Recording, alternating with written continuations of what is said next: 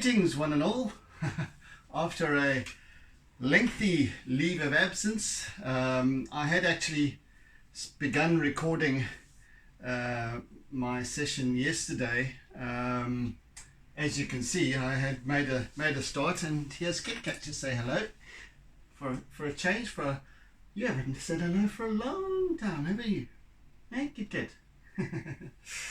Yeah, there he is.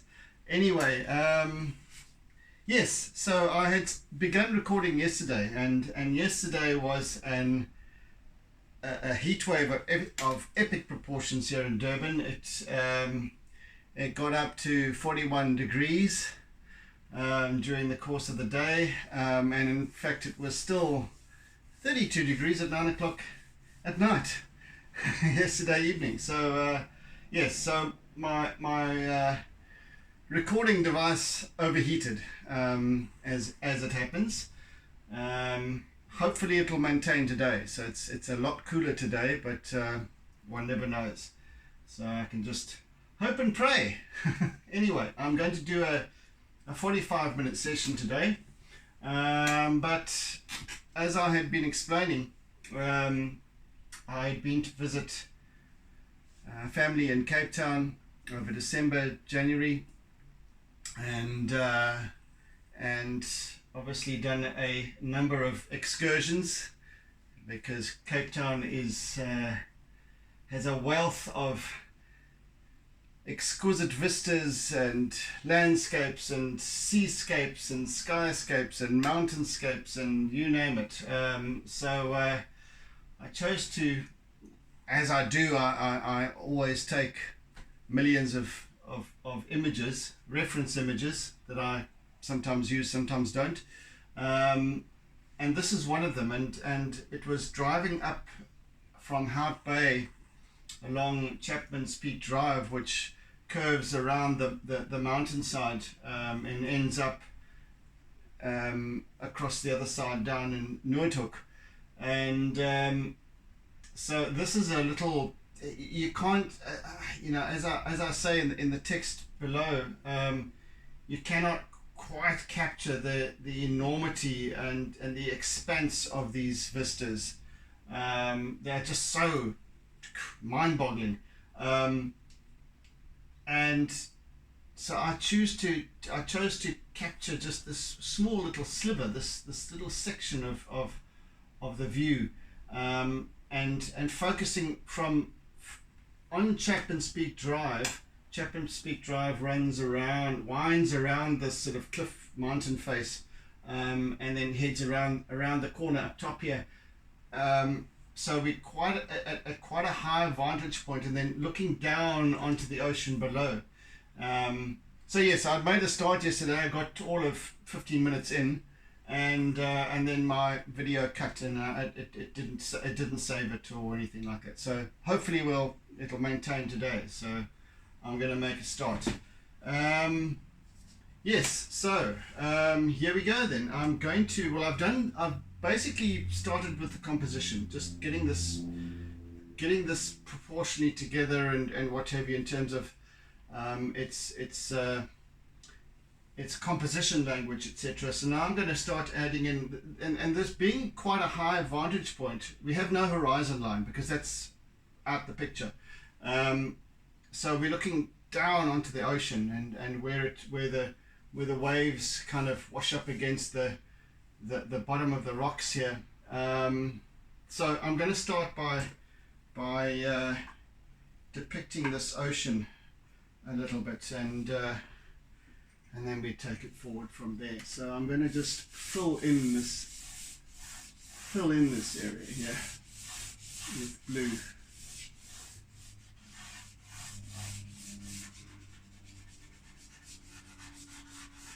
So we've got our composition in place, and a little bit of the contrasting areas, and this whole section over here, which is almost half the expense of this area, our sheet area, that is blue. So it's a nice sort of wedge in against the darker, darker and much lighter, contrasting. These rocks on this cliff are very light grey coloured, so they pick up the sunlight and flash it back at you, sort of quite whitely.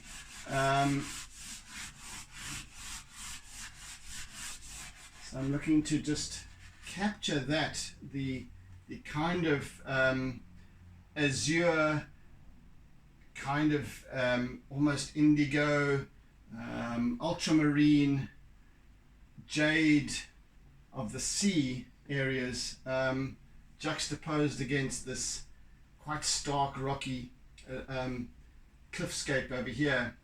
Lots of rocks and also some very deep green foliage, which will obviously be fynbos.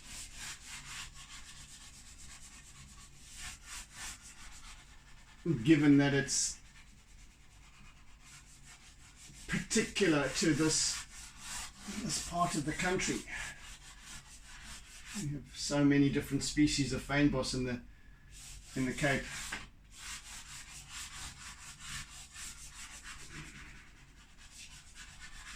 And other vegetation, of course, but yeah, this is by far the most prolific.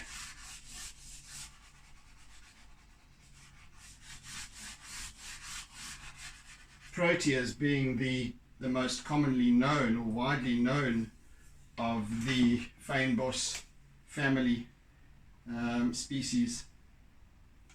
And let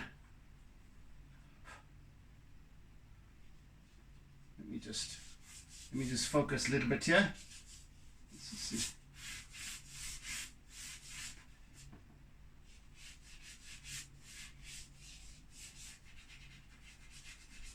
Yeah, so the protea, as one of the fynbos family, is obviously South Africa's national flower, as many of you may know.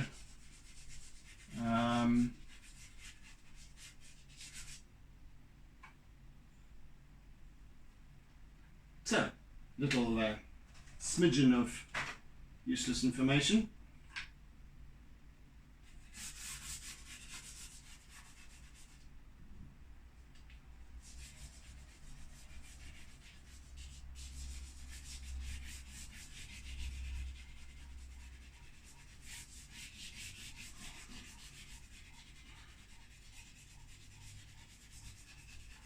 Put in the basic color of the ocean here, and then much later I'll come back and, well, along the way I'll work up some of the more detailed aspects of the ocean.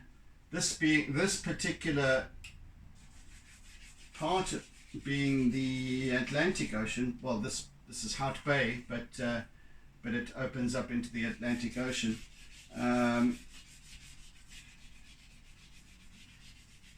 And then further up and around, it joins with the, well, further down, it joins with the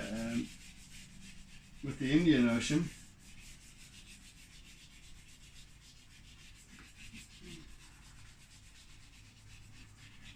And this being fairly near to Cape Point, so which is where the two oceans meet up.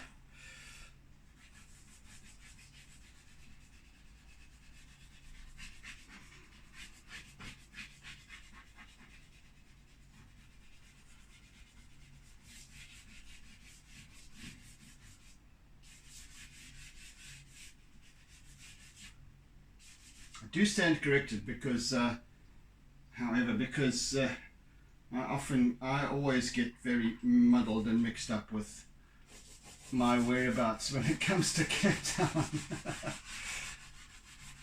It's still I can sort of picture it from a sort of an overhead perspective in terms of a map or something like that, but when you're there, it's difficult to determine what's where and where you are exactly in the greater scheme of things, and where Cape Town City Bowl is, and where, oh goodness me, there's so many twists and turns and curves and mountains, and maybe to Cape Townians, or sometimes people who've lived there for many years still get confused. Maybe sometimes Cape Townians themselves get confused. I certainly do that. Being a Durbanite, where we have a fairly straight coastline, and you've got, you know, which is essentially east facing or east southeast facing, and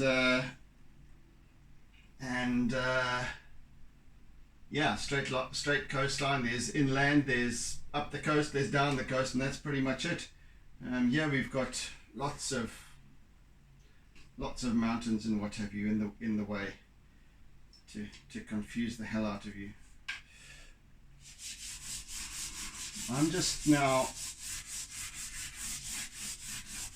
filling in some, you know, I've used a couple of, as you'll notice, I've used a couple of different blues here, and those of you who know me understand that I don't particularly use specific names of colors. I just call it mauve or lilac. I call it jade or peppermint green or whatever it might be. Indigo, yes, or ultramarine maybe, but by and large I'm not really that au fait with the specific names of colors and la la la la. One or two might stick in my head, but so you'll forgive my made up names.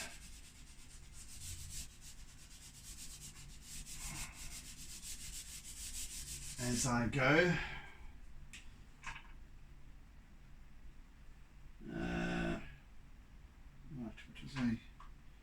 Where was that colour? Where is that colour specifically? Up there.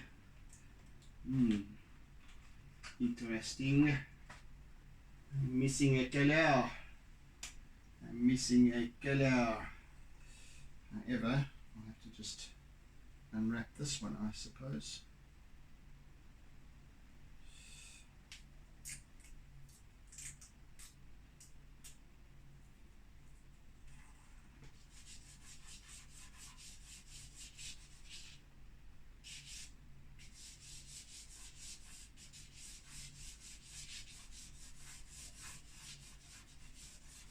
So yesterday, before I began this piece, the main piece, I had done a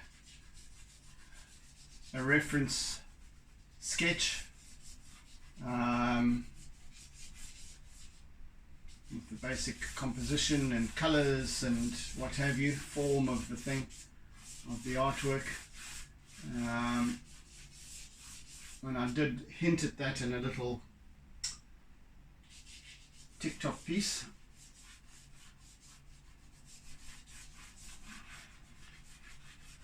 So that's that I'm using to follow for this main artwork.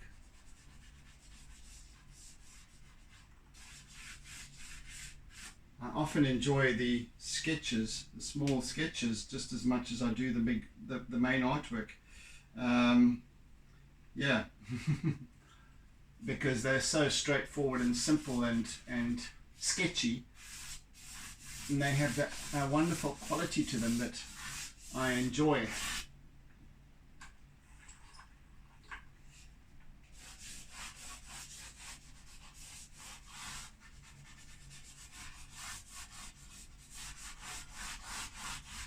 Don't get too tied up in this.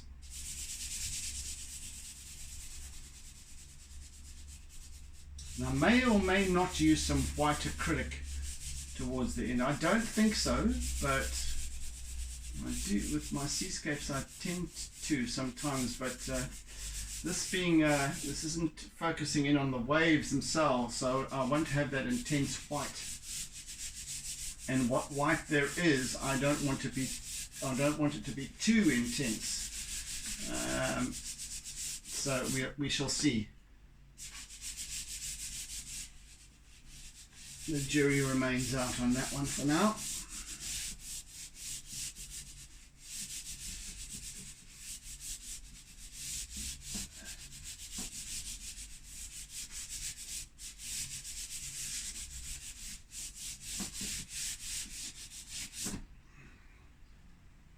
got the basis for this C area, CC, and we'll just fill in some of this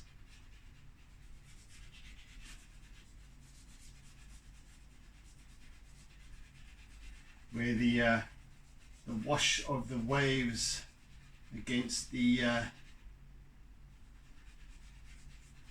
rocks at the base of the cliff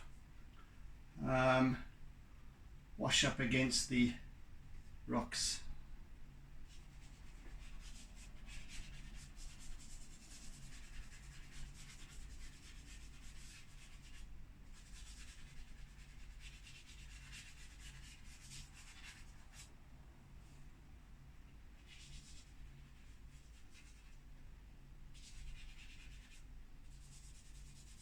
And this is the only area, and this spot right here is the only area where I might use some acrylic, but yeah, as I said, I'll wait and see if I need it or not.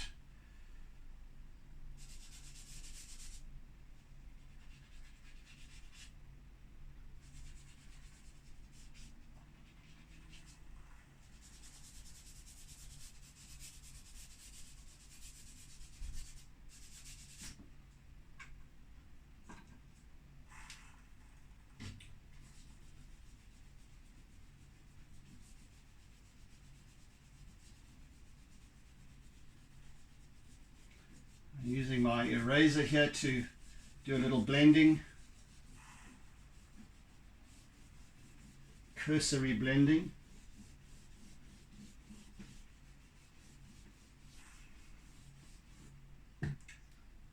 Those of you who've been following me for some time know that I love to use my eraser. I think it's a wonderful tool for blending and shaping and creating texture and all of that lovely stuff, as opposed to its intended use, which is rubbing out.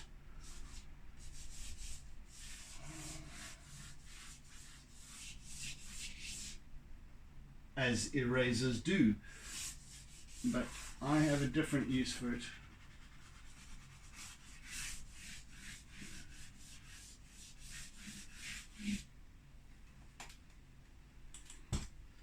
So what I'm looking to create here is this lovely vignette as the eye moves from right down below.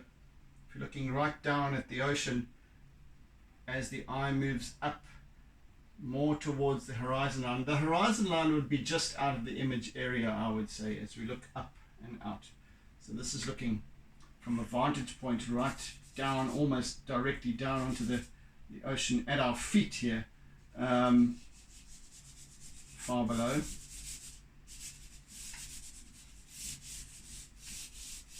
A couple of 100 meters down, I would say. I wouldn't like to make that jump. In fact, I put myself just going near the edge of this.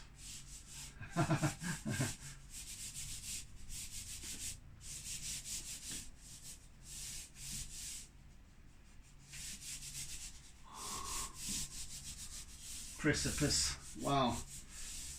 Not one for heights. Me, I am not one for heights. I could probably skydive, but that's something completely different.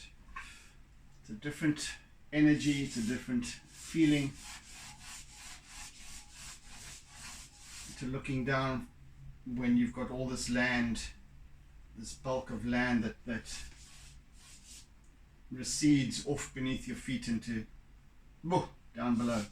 So yeah, not something I can easily handle, but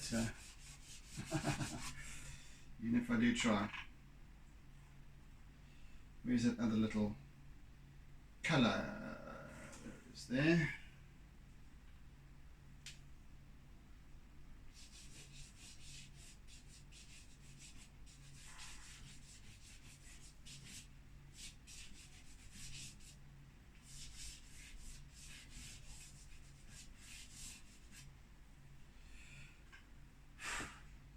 that'll do for now.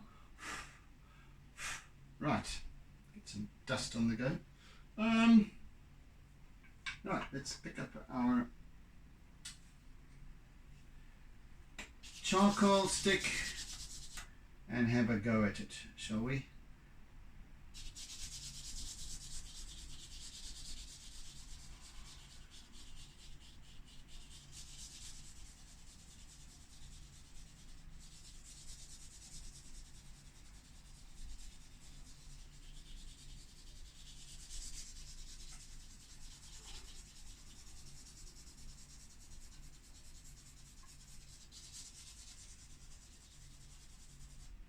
So with my reference sketch, I was working on white paper,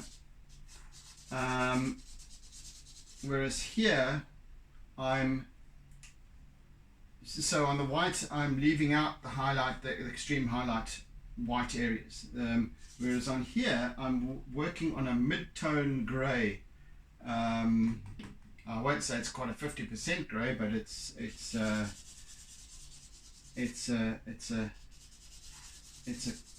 contrasts starkly against the white. So as you can see, that the difference between that, which is even not quite white, and this, which is a grey, and it's a warm grey, well, depending on the light, of course.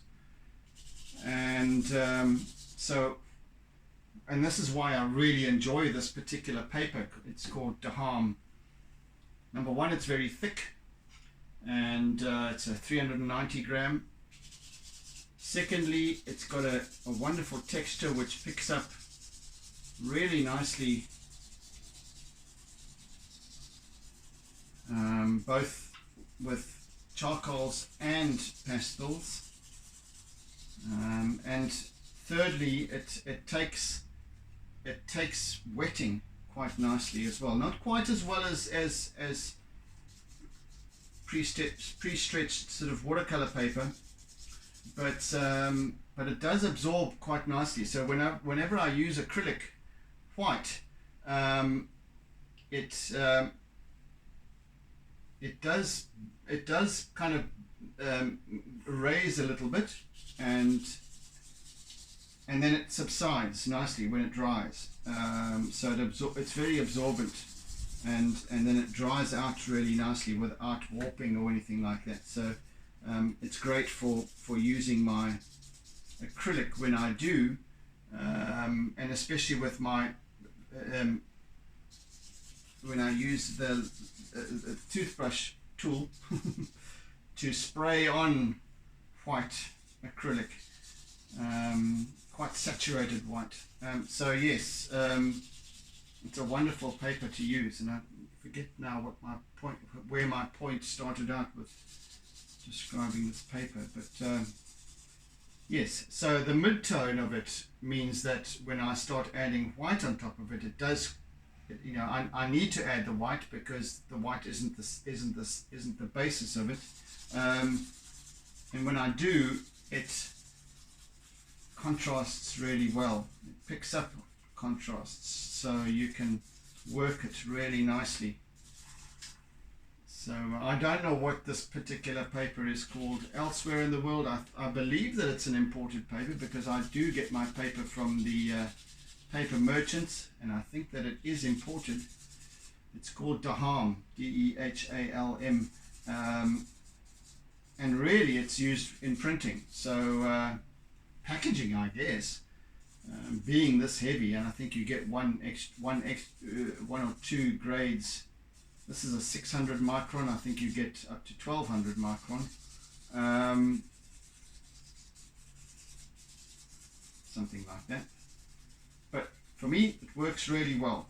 And I have found it in art shops before. So hugely more expensive, of course, because of their ridiculous markup.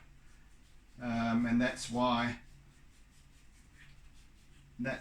given my background in advertising and branding and print and so on, I'm familiar with the paper merchants and what they have available, and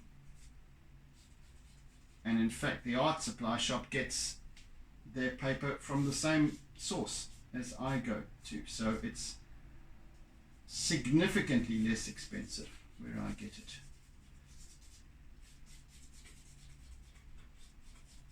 When I say significantly, I mean at least one decimal place in terms of price. Goodness me, it's a great deal. It's a great deal cheaper. But it is lovely paper to work with, and I've been working with this now for years. All of my stuff that you'll see on any of my,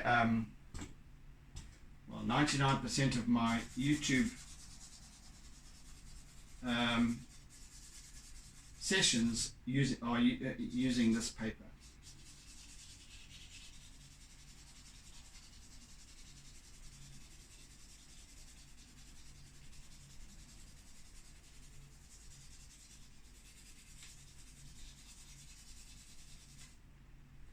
So I'll spend a significant amount of time with my charcoal. So you'll have this nice juxtaposition. Usually I blend the two quite a lot, which I will do in any case, but here the charcoal is more in this, there's more charcoal in this section, there's no charcoal in this section, so that the two balance out quite nicely, and it just shows in the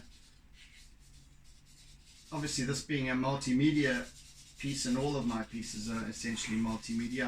I do very, in fact all of them are, because even if I'm using black and white, I'll use charcoal and I'll use white chalk pastel and Conte, white and black Conte. So it's always going to be a multimedia work.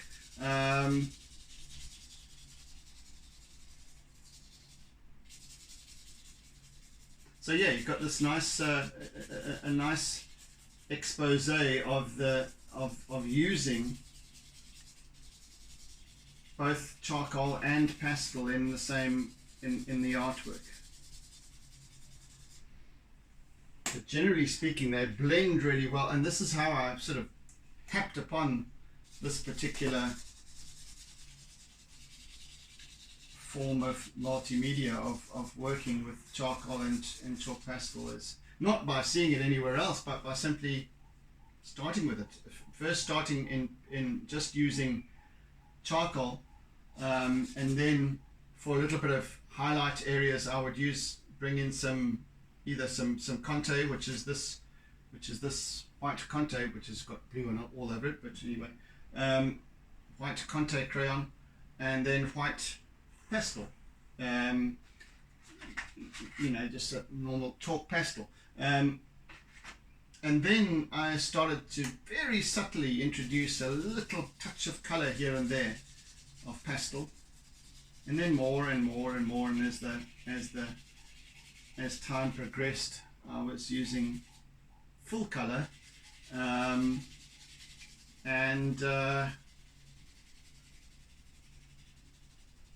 yeah, it works really well. Works for me. It's a style and a technique that I've developed, and I enjoy it. In fact, as I was explaining in yesterday's defunct session, well, recording, that didn't happen. I intend to be diversifying my YouTube channel a little.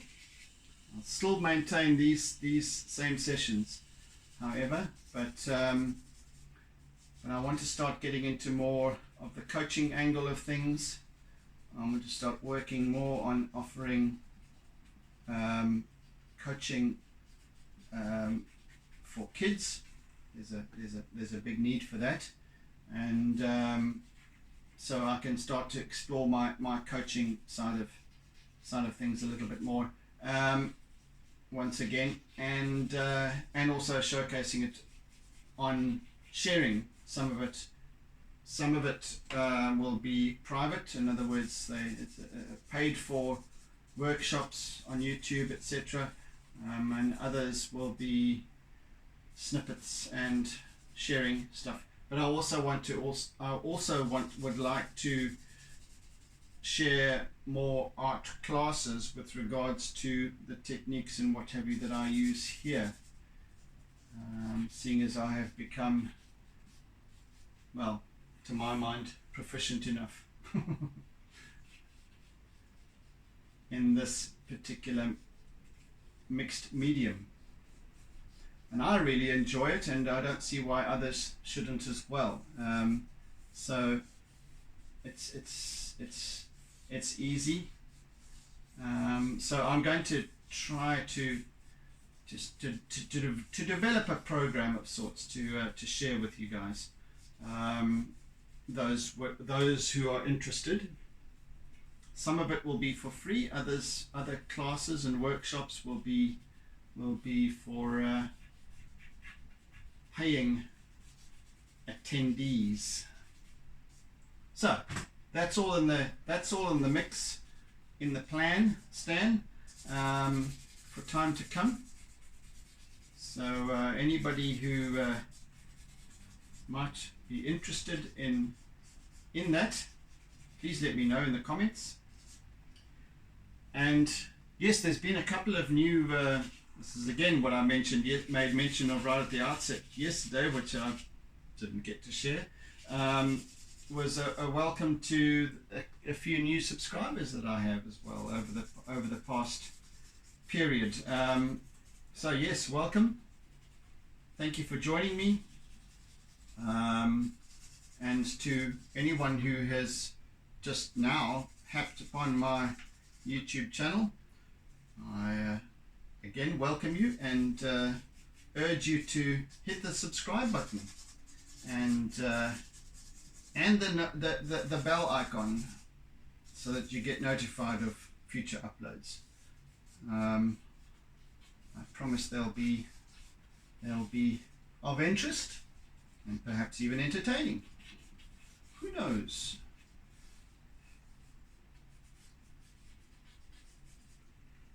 Interest and informative. And I always like to talk my way through my work, and the reason for that is because I enjoy sharing what I do. I also enjoy sharing my thoughts, and that's why I call it my mental meanderings, my artsy musings. They are musings indeed,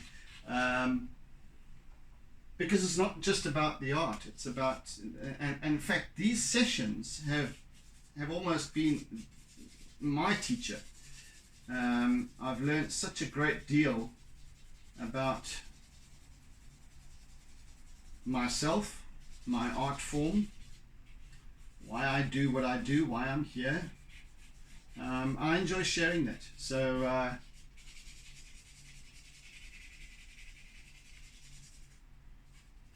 and many people have come to enjoy that. So yeah, fantastic. I shall continue unabated. Yeah, so it's not always about, it's particularly about art. I don't always talk about techniques and why I'm doing what I'm doing, etc. So these aren't tutorials at all. This is just sharing my journey, sharing my inspiration, sharing my love for the sea, the ocean, and other things, and how I observe. And I think a great part of what I do in terms of coaching as well is how we observe, how we language stuff, the world around us. And as I mentioned, pertaining to children and their formative years, and helping kids to through that growth period. because how we observe and how we interpret is so very, very important. Well, mostly to kids, but also to adults, parents, and understanding how their kids interpret, given that we are born enlightened, 100% enlightened, and it all goes south from there.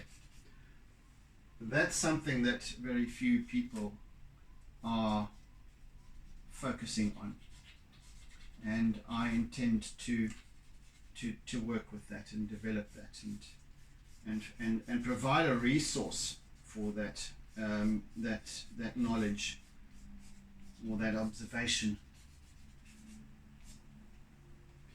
Slowly, and as I talk, slowly the artwork comes together. Just slow. I'm not actually thinking about what I'm doing. I'm working. This is why I like to call my work intuitive art, because even though I'm kind of following a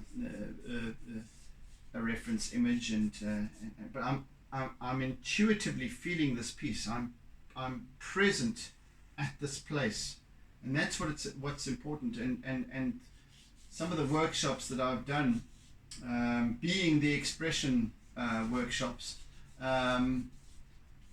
focus very much on that, on the feeling rather than techniques or the how-to aspect of art or creating a painting or an artwork. It's very much an artwork is an expression of self and how we're feeling, our emotiveness, etc. How we language stuff, and we language according to how we observe and interpret according to that as well. So very much that comes through, and that's what these sessions are, what led me to that offering. And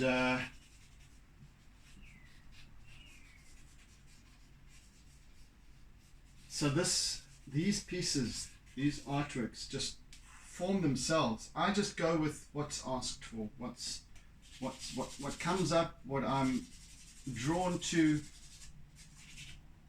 An artwork is not just about the artist creating the artwork. The artwork comes together as a sum of many things. It's the number one. It's the reference. It's the subject. Second of all, it's the paper or the medium. Thirdly, it's the tools, the pastels, the charcoal, the painting tools when I'm working with acrylics on canvas or whatever. It's the canvas. It's the palette knife. It's the, and then there's me. So I'm one of the cogs or members of the orchestra.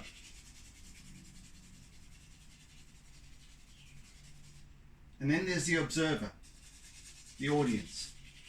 And you sitting there watching me draw here and create this artwork, or watching it come together. You as the observer have your own set of interpretations as to what's going on here. You might never have seen this place before, and you might never see it either. And yet, what is important is the feeling that you get from it. You have an emotion. It might be something in the color. It might be something in the technique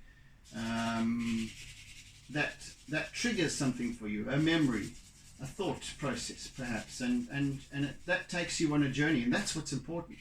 It's not what's portrayed. And that's the energy that I try to pick up on and portray. For it's important to me, first and foremost, but I also like to hear how others interpret certain things. And so yes, please, once again I stress, feel free to comment and engage with me in conversation.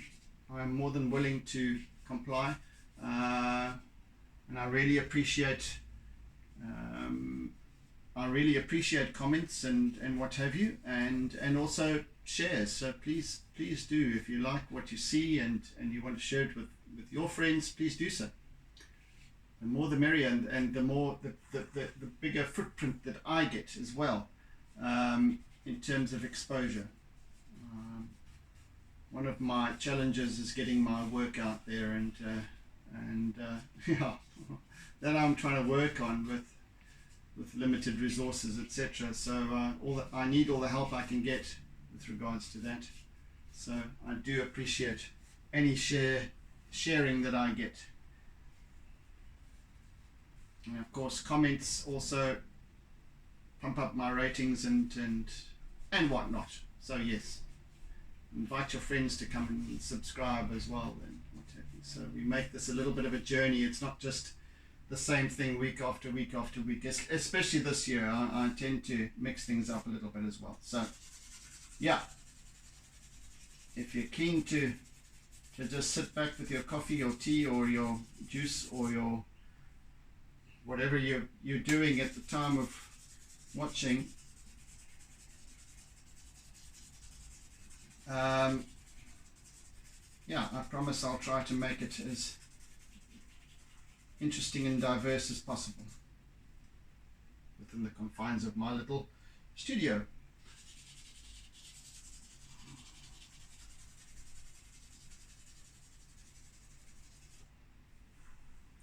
I don't talk politics. I don't talk religion. Well, touch wood, I haven't done much of that to date. But I don't. This is about creation, creativity. I don't think religion and politics has any part to play in any of this.